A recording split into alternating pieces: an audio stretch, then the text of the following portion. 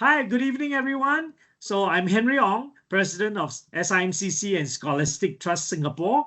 And tonight we're going to do something very special and long awaited by everybody because everyone wants to do final preparations for CMOC 2024, which is also the 10th anniversary of CMOC. So tonight I have with me Rahali Machado, okay, one of our top students, and he's also headed to Southern Illinois University at Carbondale, Illinois. In fact, I will be bringing him along with several other scholars to take up their scholarships at Southern Illinois University. Rahili, can you share everybody what you will be doing at Southern Illinois University? Hello, Mr. Henry. Hello, everyone. Thank you for having me here. So I'll be heading to Southern Illinois University Carbondale to study computer engineering through the Dr. Jared Darn endowed scholarship. Thank you, SIMCC, for that. Thank you, SIMCC. And that's it. Okay, good. So let's get started, okay? So we're going to break this video into 4 segments. First, we're going to give an overview of CMOC, okay, as well as the Maths Warriors rules. That'll be video 1. Video 2, we're going to go through Maths Warriors gameplay and winning strategies. In the third video, we're going to show you the Math Mastermind gameplay and winning strategies. And then finally, in video 4, Rahili will show you a few of the mind spots examples of what we will be showcasing and giving you 8 challenges, okay? And then after that, in the 4th video, we also do the closing for this special segment of training in preparation for CMOC. Okay, so let's get started. So in this segment, we're going to talk about Maths Warriors rules. Okay, so we're going to alternate. So first, basically, we're going to have each player. Okay, so they will be playing as a team of 5 against another team of 5. And each team will get 1 set of 6 dice. And your objective is very simple. Okay, within each round, you will try and capture all your opponent's dice. Next. Rahili, you take over. Oh, okay. So the format of the competition, as Mr. Henry said, it's a team competition, and we divided all of the participants into 3 divisions based on the grades. So we have the lower division from the 1st to the 4th grade, the middle division from the 5th to the 7th grade, and the upper division from the 8th to the 12th grade. And the competition will be had as 3 rounds of 3 games each, totalizing 9 games. Each game will have 5 minutes, and each game you can have 1 point for winning the game and no points for losing the game. So at the end of the competition, a team can have a maximum of 9 points and a minimum of 0 points if they lose it all. Okay, so basically the 6 dice that each of the teams will get is first a 4-sided dice. So the way to read the 4-sided dice in this particular case is you look at the bottom number. It's all showing 3. So this tetrahedron, the number on this dice is a 3. And then on the 6-sided dice, you look at the top number. So this hexahedron, the number rolled is 3. Okay, then the next one is an 8-sided dice. So you're looking at the top number, which is a 2. So this is an octahedron, followed by a 10-sided dice. So there are 2 unique things on the 10-sided dice. Number 1, it is not a even straight line die. So on the side of the die, it's curved. So it's called an irregular dice. And the second unique thing about this die is that it shows a 0. So 0 is treated as a 10, not a 0. Okay, so if you have a 10, a 0, be happy. Okay, don't be sad.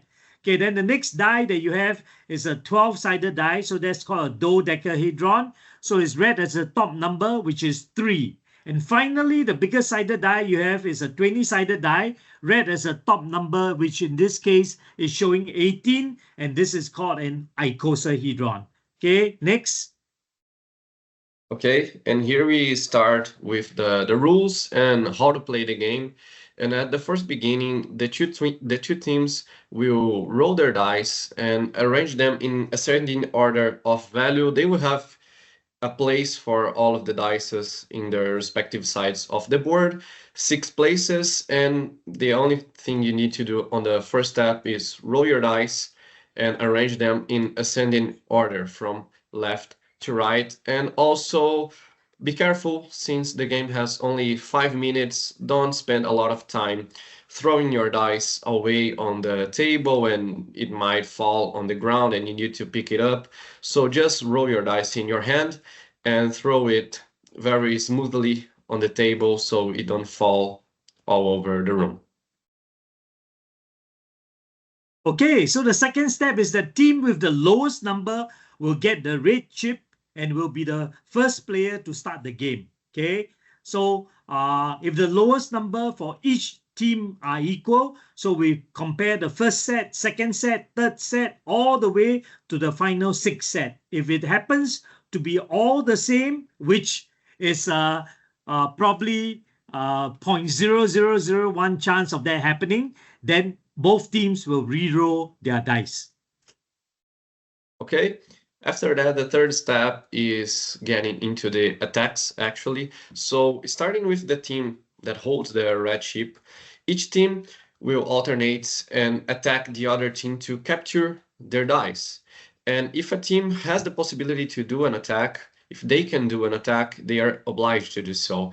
And for the attack, we have two options, the strength attack and the might attack that we're gonna cover right now. Okay, one thing I want to mention is that at every turn of the game, each team can only attack one of the opponent's dice. You cannot capture 2 or more dice from the opponent. You can only capture 1 die. Okay, so at the strength attack, the attacker must choose a single die to attack. Okay, and then for the attack to be successful, this is basically the greater than or equal to sign in mathematics. And so as long as your die is greater or equal to your opponent's dice, you can capture that 1 die from your opponent. Yeah, so So here here, we have, yeah. okay, go Okay, on. so here in this case, what's happening is that so the red chip is starting the game. So the red chip is going to capture the opponent's 20-sided die showing 11, and he's going to use his 12 out of 12 to capture the opponent's die. So this is a strength attack. Okay, and then the 11 is taken out of play. The player would re-roll the 12. Okay, do a re-roll. Actually, Okay, that's the fourth rule. We will get there. sorry. That's the Okay, fourth rule, and we will get there. But there's okay. something good to mention here. We didn't exemplify it before, but as you can see, all the players have their dice arranged in ascending order from left to right. Well, the top player is from right to left, but that's only because of the screen. And the player with the red chip is the one who gets the second lowest number. In this case, since their lowest numbers are equal, 1 and 1, we go to the second lowest numbers, 2 and 3. And since 2 is less than 3, the bottom player gets the red chip and is the first one to make attack. In this case, a strength attack. And here we have the mind attack. The mind attack is performed by selecting 2 or more dice to attack one of your opponent's dice. And in order to do that, you must find a mathematical expression that equals your opponent die. And to make this mathematical statement, you can use all the 4 basic arithmetic operations. So you have multiplication, division, sum, and subtraction. You can also use brackets, and you need to use all of the numbers on the dice you selected. And you can use only one time the number on the dice you selected. So let's go to an example to see that. So here we have the top player attacking the 20-sided dice of the bottom player, and he opted to do a mind attack. And to do that, he must select some dice to form the number 15. And the way we can do that right now is by this expression: 4 plus 1, that's equal 5, times 3, 15. Remember, different from the strength attack, the mind attack must be exactly equal. It cannot be greater than. It needs to be equal, and you need to, in this case, use all the 3 dice you selected. And that's it. Do you want to add something, Mr. Henry? No? Oh, that's great. Okay, so one very important thing is that throughout the game, the dice are actually talking to you. Remember uh, the movie where Dr. Dolittle was able to listen and hear the animals speaking to him, and all his friends and people around him couldn't? Well, you're going to have this special gift, okay? Because you'll be, if you understand that there are weak values, average values, and strong values for every single dice that's on your that you own. So for a four-sided dice, if it's showing a 3, it is strong. If it's showing a 1, it is weak. So this table basically shows you how to tell whether a die is strong or weak. So very simply, you just take the number of sides. So a 20-sided die divided by 2 is the average is 10. So anytime it is above 10 is strong, it's below 10 is weak. So every single dice, you can read it that way. So now I hope you become the Dr. Dolittle of dice. And that's very useful because of the fourth step. After every attack you make, well, the opponent's dice is removed from the board since you captured it, but the dice you use to attack, well, it could be 1 for the strength attack or more than 1 for the mind attack. Independently, you will need to re-roll it before returning to your position. So if you had a weak dice, you maybe can re-roll it and get a stronger dice or a weaker dice. It's all about probability. So you need to think about that before doing an attack, because if you use a very strong dice to perform an attack against a very weak dice, it might not be worth it. So think before doing your attack. Use probability to make the best decision. So here, Okay, so just to here's the game board. So here's the game board. And what is happening is that, so I believe in this case, let me see. Okay, so player 1 has already attacked the player on top. So now the player on top is attacking the player with the red chip. Okay, so he's going to attack the player's largest dice, which is the 20-sided die showing 15. And he's going to use a mind attack using his weak dice to attack player with the red dice. Okay, so he's going to use, okay, 1 plus 4, okay, times 3, which will give you 15. Yes, and after the attack, the 15 goes out of the board, and all of the 3 dice the top player used are re-rolled. As you can see, they have different values, and they go back to their position. And here we have the fifth step. If a team cannot perform any kind of attack, it just loses its turn, and the other team can proceed to attack. And the game goes on. So you attack, you capture 1 dice, and the other team does the same, unless it cannot perform any kind of attack. And one important thing, every time you make a mind attack, remember to state the mathematical expression and say it out loud. In the competition, you only have 20 seconds. Is this correct, Mr. Henry? 30 seconds. 30 seconds to state the mathematical expression. Otherwise, you have a penalty, right? Yep, because if you don't make your mathematical statement, your opponent can raise their hand and the judge will come And basically, the first time will be a warning. The second time you do not make your mathematical statement, you could be disqualified by the judge and lose that particular game. Great. So now sixth step. Oh, you can go.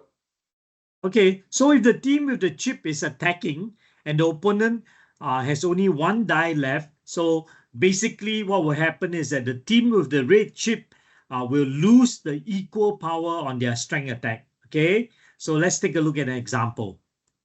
Yes. Okay, so in this example, okay, the player, the red chip has to attack the player on top. So both of them have 7. So because the player with the red chip started first, so he has a penalty. So the penalty is that he loses the equal power. So he on the strength attack, he must be bigger than 7. Okay, that means the opponent's 7 to be able to win the game. Since the number is equal and he has lost his equal power, therefore, he cannot attack the opponent, and it is now the opponent's turn to attack him. Okay, so from here, he can't attack, therefore, it's the opponent's team, and the opponent with the 7 can attack because he still has the equal power, so he's going to attack the player, the red chip, and so the opponent wins the game and earns 1 point. Yes. And to finalize, the 7th step. A team wins when it captures all the opponent's dice. So as it happened before here, the top player captured all of the bottom player dice and it won the game, earning 1 point in the competition. And that's it.